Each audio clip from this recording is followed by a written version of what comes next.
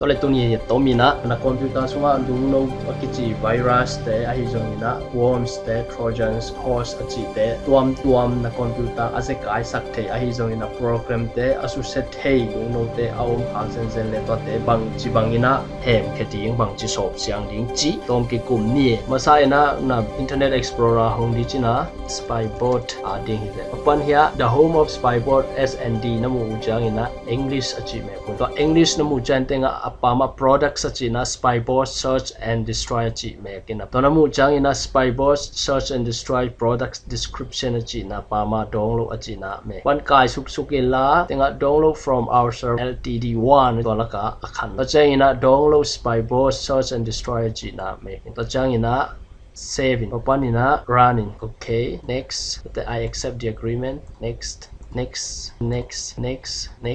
to install mekin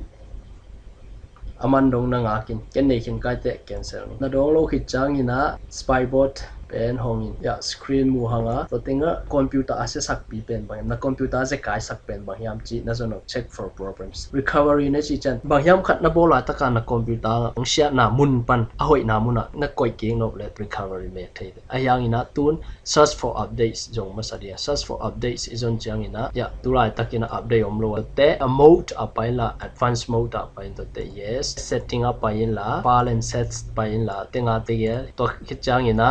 Spyboard and SND to check for problems to right taka check